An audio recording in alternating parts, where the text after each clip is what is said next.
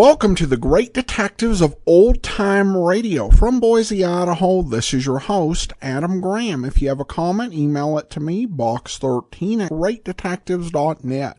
Follow us on Twitter at Radio Detectives and become one of our friends on Facebook, facebook.com/Radio Detectives. Today's program is brought to you in part by the financial support of our listeners. And I want to thank Emmett for becoming our latest Patreon supporter at the Shamus level of $4 or more per month. You can also support the show on a one-time basis at support.greatdetectives.net or by sending in a donation to box13@greatdetectives.net via the Zelle app or mailing a donation to Adam Graham, P.O. Box 15913, Boise, Idaho 83715. Well, now it's time for today's episode of Richard Diamond. And this episode was rebroadcast June the 28th of 1953 from a CBS broadcast from October the 25th of 1950. It's The Rifle Case. Listen while the makers of Rexall drug products and 10,000 independent Rexall family druggists bring you Dick Powell as Richard Diamond, private detective.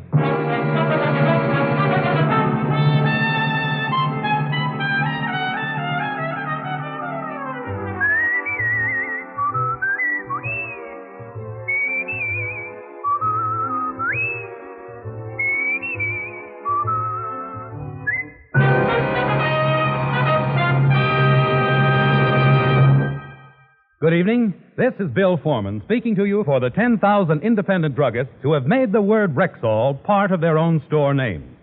They've done that because they recommend and sell the 2,000 or more drug products made by the Rexall Drug Company. This evening, we want to call your particular attention to Rexall's exciting two-page ad in this coming week's issues of Life, Look, Collier's, the Saturday Evening Post, and in the current issue of Farm Journal. One page is devoted to 10 great new health aids, developed and perfected in Rexall's world-famous laboratories, and now available at Rexall drugstores everywhere. The other page features 10 headline bargains, available all during the month of July, plus 53 additional values in Rexall money-back guaranteed products.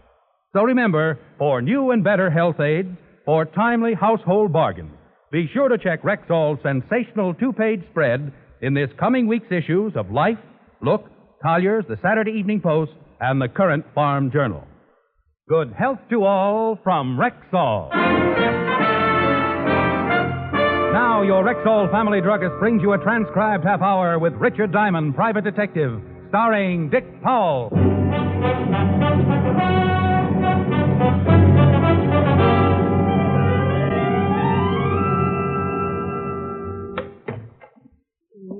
Diamond? That's right. Come in.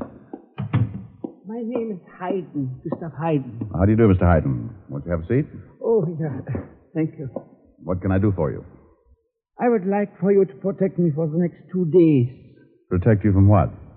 Well, maybe I should start at the beginning. By trade, I am a gunmaker.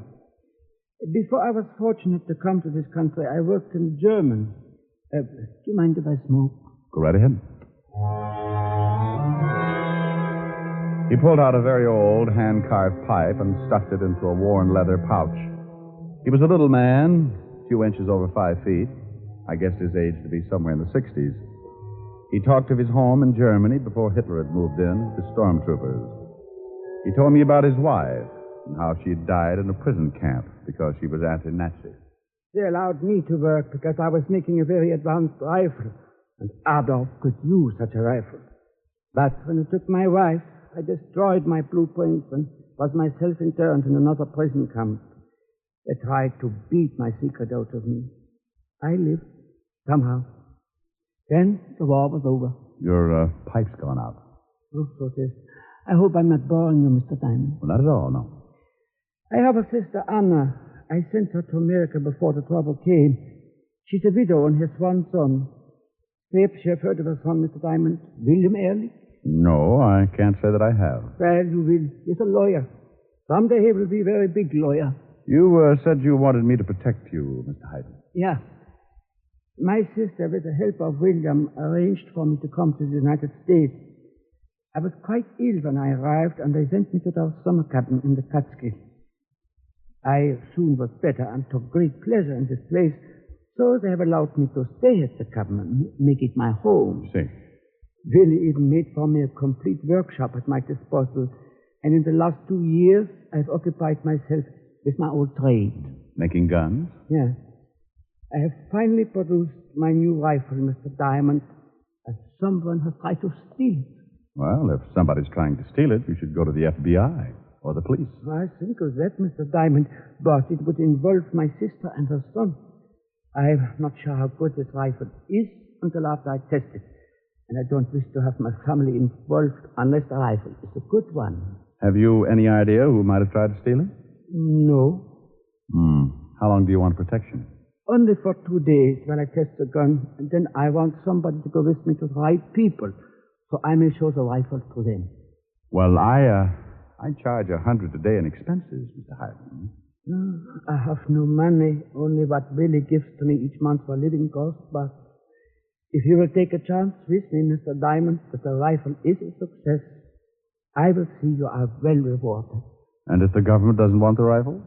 Just like myself, I also have lost such a time and effort. Where's the rifle now? In my shop in the Catskills. Well, if somebody's already tried to steal it, aren't you taking a big chance? Oh, that's a caretaker there. My nephew hired him when I moved in. Where was the caretaker when the attempt was made to steal the rifle? We were both asleep. I heard a noise in the shop and went out to see. Albert, that's the caretaker, heard it also. We both got to the shop about the same time. Whoever it was, we must have frightened him away, but someone had been there. The window was open, and much of my equipment had been moved. All right, Mr. Hyden, I'll gamble with you. Oh, thank you, Mr. Diamond, thank you. I'm going to see my sister now, but I will meet you at the ticket window 11, Grand Central Station, at 8 o'clock.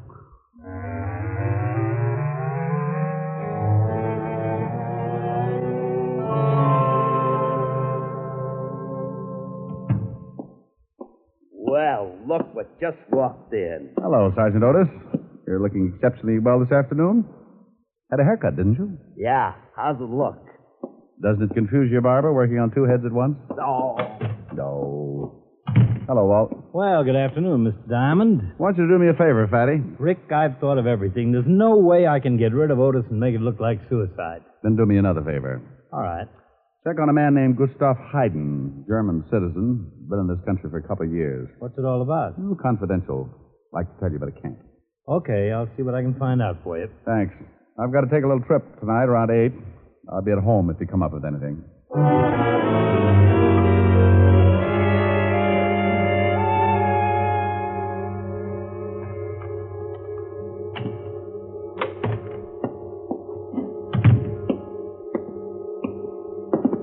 Hey, what the...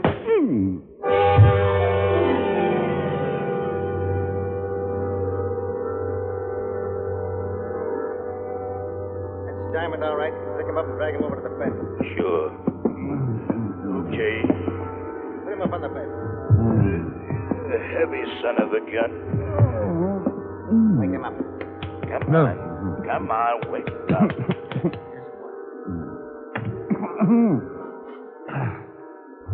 He's coming around. Yeah, he's with us. Okay.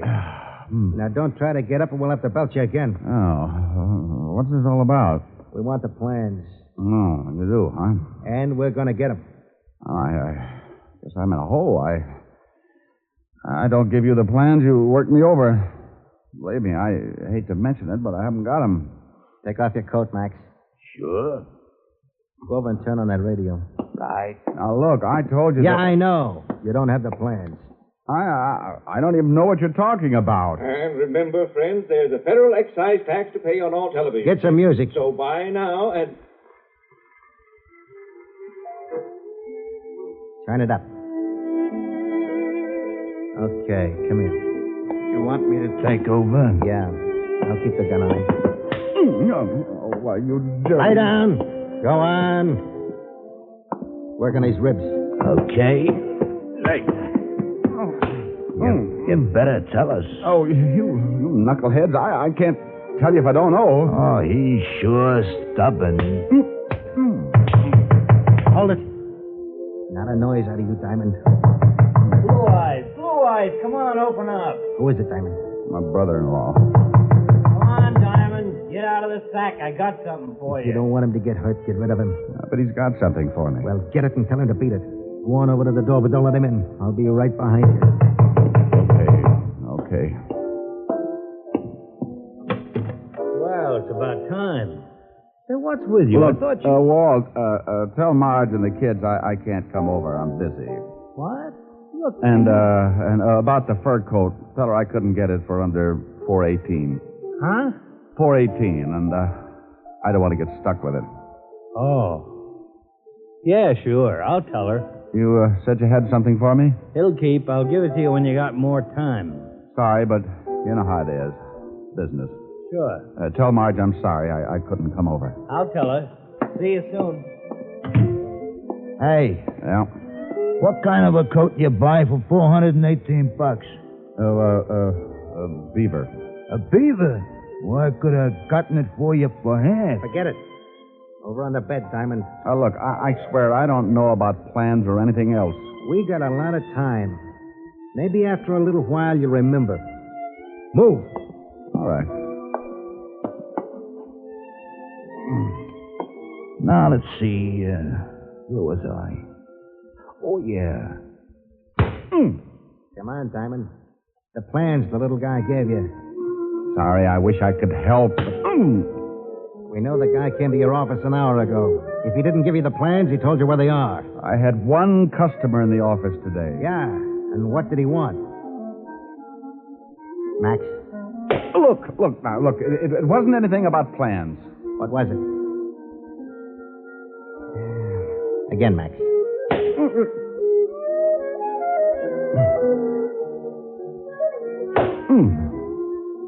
Max kept working, and I took it. For one reason, because I had to. For another, I knew Walt had gotten a 418 tip. In police code, that meant a slugging. It was sooner than I expected. I looked over at the open window at the back of the room, and there was Walt, looking in from the fire escape. Come on, Diamond. I'm getting tired. And I feel rested, huh? Okay. Drop the gun. Hey, look out! Rick? Okay. Here. Get this guy off me, Walt.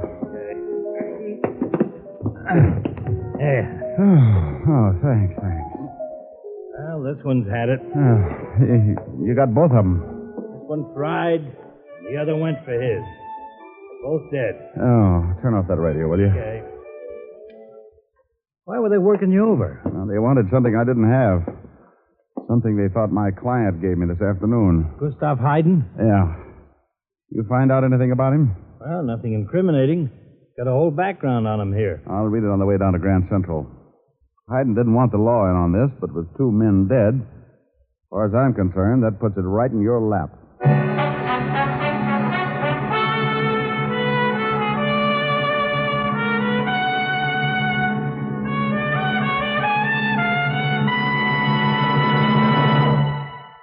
This coming week's issues of Life, Look, Collier's, the Saturday Evening Post, and the Current Farm Journal carry an important 2-page Rexall ad.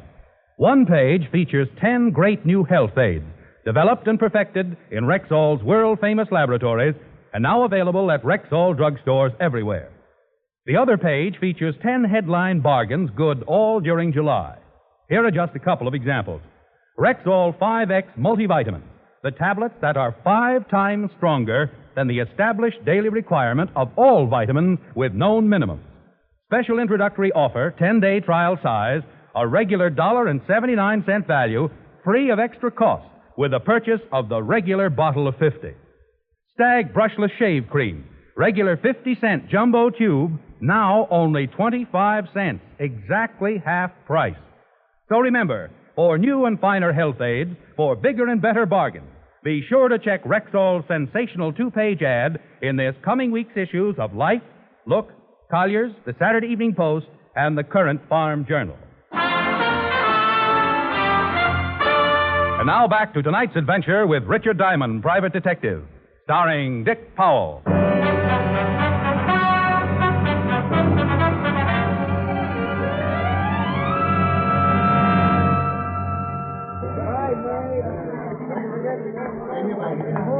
Well, this is it, Walt. I was supposed to meet him here at the ticket window. Oh, where is he? I don't see him. This is ticket window 11. Let's give him a few minutes. And we gave Gustav Haydn more than a few minutes. At 8 o'clock, we were still waiting. At 8:15, the train Haydn and I were supposed to take pulled out. You stood up. Yeah. Let's check with the ticket seller. Pardon me, sir. May I talk with you for a minute? Certainly. What can I do for you? Police business. Oh. Did you notice a little man standing near this window? About 5'3", big bunch of gray hair, old brown hat and suit, button shoes. Smoking a big pipe? That's it? Sure, couldn't help but notice him. Stood around for about 15 minutes. See him leave? Yeah, left with a man, big guy. You remember what the big guy looked like? I didn't pay much attention, just big. What do you think, Rick? I think we better look up Gustav Haydn's sister.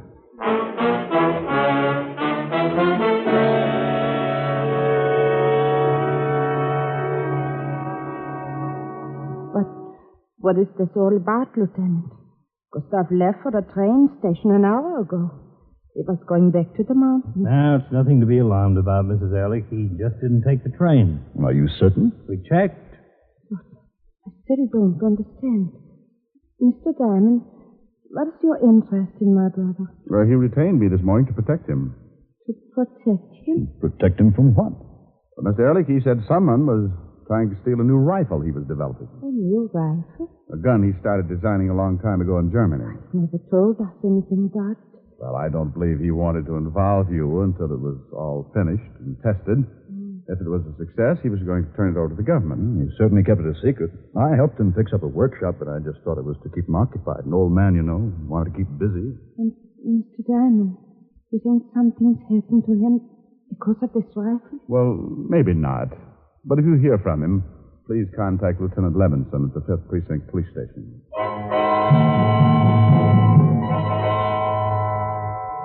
Anna Ehrlich gave us the location of the mountain cabin where Haydn was living, and we left. Walt went back to the station, put out a description on the missing gunsmith, and I caught the next train for the Catskills.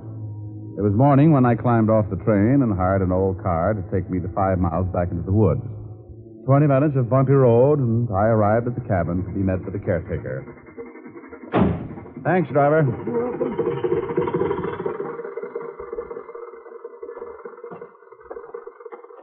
You want something? Oh, yes, Mr. Haydn. What did you want him for? He's here. Didn't you think he'd be? I'd like to talk to him, please. I don't know. He's in kind of a strange mood. He came in about 4 this morning, acting like he'd seen a... Albert, Yeah, Mr. Haydn. show the gentleman in. Yes, sir. That will be all, Albert. Yes, sir. Well, Mr. Diamond, what are you doing here? I saw your sister. You talked with my sister? That's right. Your face is bruised. 2 men beat me up. Mr. Diamond, I did not meet you at the station because I changed my mind. I am so sorry you made this long trip, but I have no need for your service. Oh, what changed your mind? I decided not to go on. Who was the man you left the station with, the big man? The ticket agent saw you. Oh, he must have made a mistake. This is police business now, Mr. Haydn. Please leave. I can't. I want to know what this is all about. Please, I can't tell you. I'd like to see your rifle, Mr. Haydn. Mr. Diamond, I don't care what has happened. I cannot allow him. Mr. Haydn, you might as well cooperate. If I leave here, I'll leave with you. Oh, no. You don't know what it would mean. Look, the 2 men who beat me up are dead. There's a dragnet out for you. Now, if you want me to help, maybe I can do you some good. It's up to you. I must think. Okay. But while you're thinking, I'd like to see that rifle. Of course. I keep it locked in this closet. All that's left is to test it. Beautiful. I'd like to fire it. I have decided to tell you everything, Mr. Diamond. And I'm glad. You were right about the big men I was leaving the station with. He warned me to forget my dealings with you and not to call in the police. Then he drove me here and demanded the rifle and the plan. I told him the rifle was not nearly finished, but I gave him a set of blueprints and he left. Then they've got the plan? They have some plans. I expected something like this, and I drew up several sets of blueprints that will be no good to anyone. But I don't know what to do now. My sister and her son are in danger. The first thing we've got to do is get hold of Lieutenant Levinson and tell him I found you. You'll get your family an armed guard if necessary. But we don't know who these men are, who they're working for. You can't guard my sister and nephew forever. That's a matter for the FBI. We've got 2 dead bodies to identify. They might give us a lead. Somebody just drove up. We can see from this window. You know the car? Well, it looks like Willie's car. Oh, it is your nephew. Oh, why did he come here? Willie! Oh, Uncle Gustav, we've been worried sick. We couldn't wait to hear from Mr. Diamond, so I drove up. Mother's beside herself. Oh, sorry, Willie. I should have notified Mr. you. Diamond said you left the station with a man. We'll tell you all about it on the way back, Alec. I've got to put in a call to the lieutenant and tell him to call off the dogs. The telephone is in the other room, Mr. Diamond. Thanks. I'm sorry to make all this trouble, Willie. I couldn't do anything else. What's this all about? Mr. Diamond mentioned something about a new rifle. I was going to tell you, but I wanted to wait until I was certain of its performance. But you certainly should have told me. I could have helped. Hello? Hello, operator. Uncle Gustav, you think that would have made Operator. What have you and Anna have done for me? Oh, Mr. Diamond. Hey, the phone's dead. What? We've never had any trouble with it before. That's what I was afraid of. Where's that caretaker? He was here a moment ago. Albert! Albert! Yes, sir. The phone's dead, Albert. Well, it was working all right a little while ago. I called the store and ordered some groceries. Come on, you're going to show us those phone lines.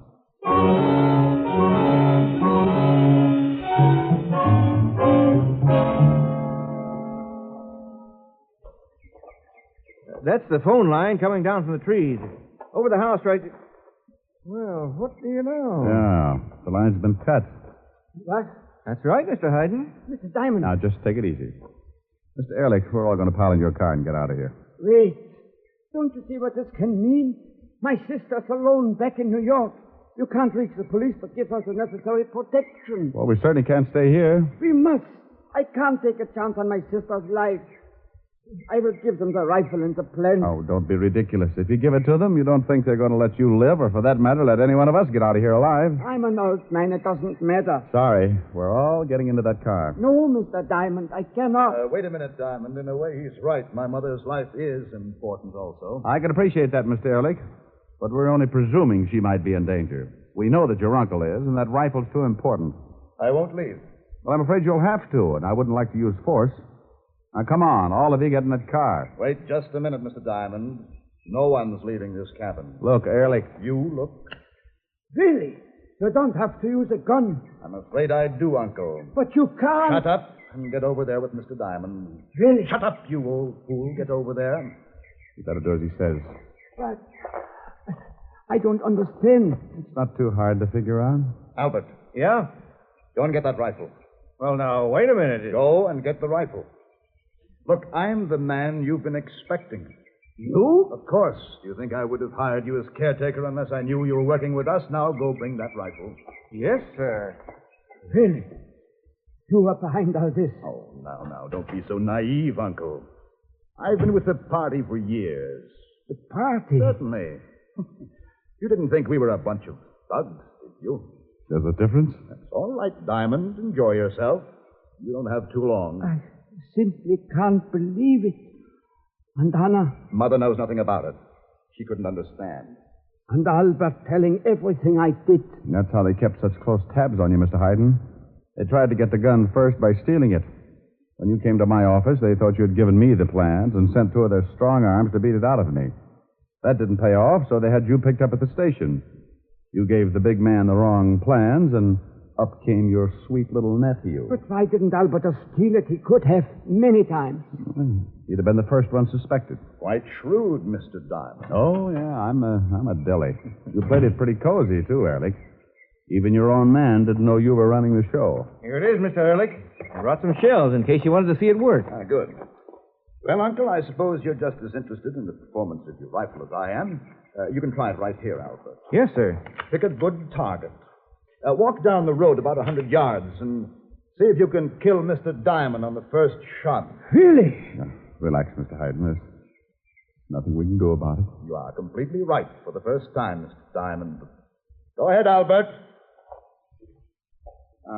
Move away, Uncle. And if you try anything, Mr. Diamond, then I shall have to shoot you. Move away, Uncle. No. I think I shall stand with my friend. Mr. Hayden, please.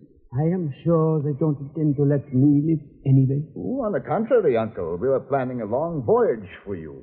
We know of a place that could use a man of your talents. I see. I prefer to stand with my friend. Very well. Albert!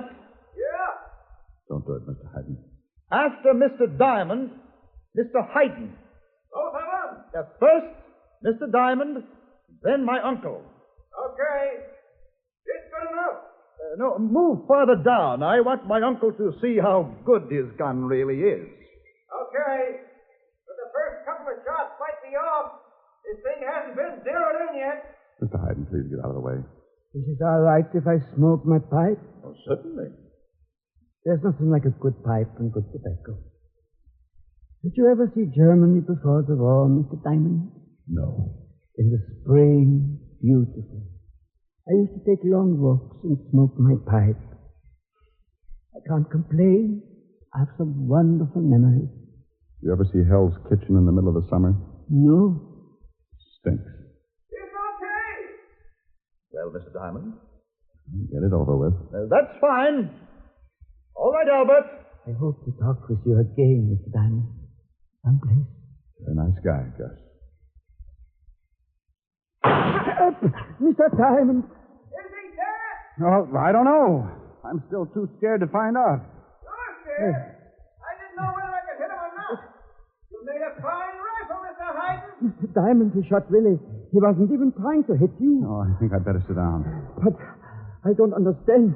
Oh, wait until good old Albert gets back here. I think you'll find out he's more than a caretaker, bless his little heart.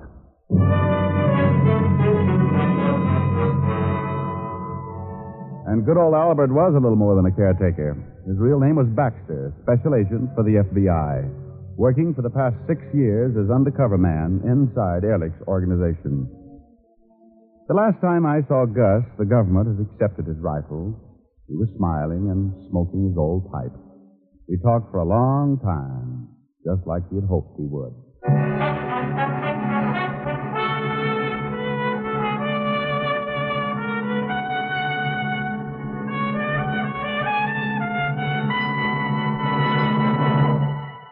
In the summertime especially, lots of women are unhappy about their figures. If you are overweight, why waste another minute? You can get rid of those ugly extra pounds quickly and easily with the new Ann Delafield reducing plan. This is a safe, sound, scientific way to slim down with no drugs, starving, or calorie counting. Still, you may lose up to 5 pounds a week and lose where it shows. No, it's not magic.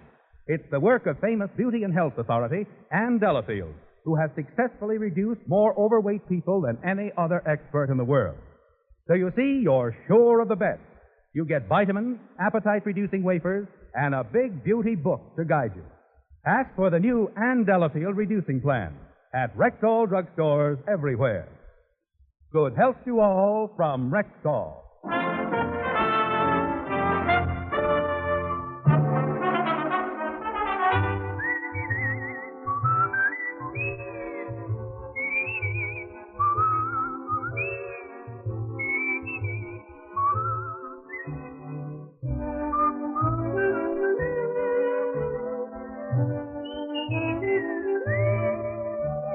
Richard Diamond, Private Detective, stars Dick Powell in the title role and was written by Blake Edwards with music composed and conducted by Frank Worth.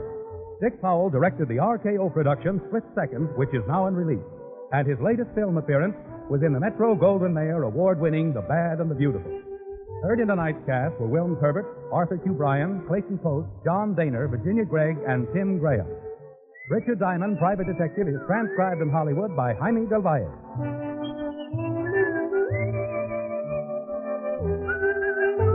This is Bill Foreman inviting you to be with us next Sunday at this time when Rexall Drug Products again bring you Dick Powell as Richard Diamond, Private Detective.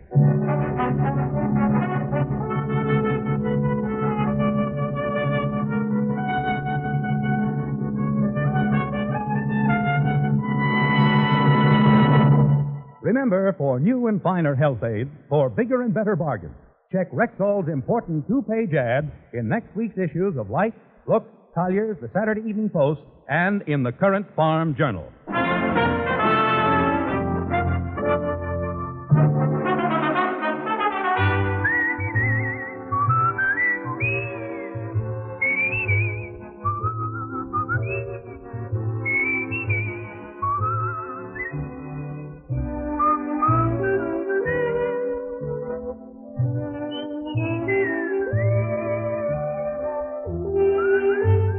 America now listens to 105 million radio sets and listens most to the CBS Radio Network.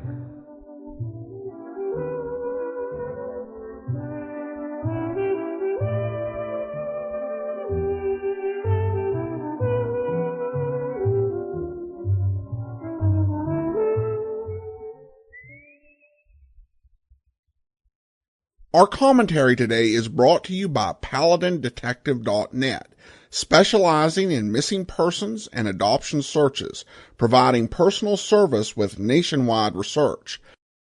You're listening to the Great Detectives of Old Time Radio.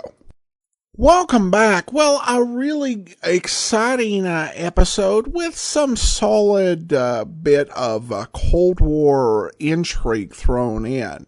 It didn't have a lot of comedy. I did like the way that Diamond kind of blindsided Sergeant Otis with a seeming compliment to set up the insult. If I had one complaint about the episode, it's that what resolved it is kind of dumb luck. It would have been one thing if Diamond had been contented because he had caught a key clue why the groundskeeper was actually an FBI agent rather than a communist agent. But as it was, it's just kind of like Diamond lucked out. But other than that, this is a well done and fairly straightforward case. All right, listener comments and feedback now. Stephen comments regarding Nightbeat. I'm really going to miss Nightbeat. It was one I've been waiting for and have really enjoyed it. However, I'm looking forward to Mr. Keen. I believe there are many surviving episodes, and I've only heard a few. Yes, there are 55 episodes, of which we played 2 this week, leaving 53 remaining. However, series did revert to the serial format, and there's a 4-part serial which will play over 2 weeks. So that actually will leave us 51 more weeks of Mr. Keen. So we'll be playing that for about a year. And Joan points out that you can re-listen to the Nightbeat episodes on the Nightbeat feed or on the app at any time you want. Also, we will, within about the next 9 weeks, have all of the Nightbeat episodes on YouTube, so you can watch it from the YouTube playlist there. Robin says, I really enjoy listening to the Great Detectives of Old Time Radio. I also really appreciate your commentary after each episode. Keep up the good work. Thanks so much, Robin, and that will do it for today. Join us back here tomorrow for Boston Blackie. Next Wednesday, it's another episode of Richard Diamond. In the meantime, send your comments to box13 at greatdetectives.net. Follow us on Twitter at Radio Detectives and become one of our friends on Facebook, facebook.com/Radio Detectives. From Boise, Idaho, this is your host, Adam Graham, signing off.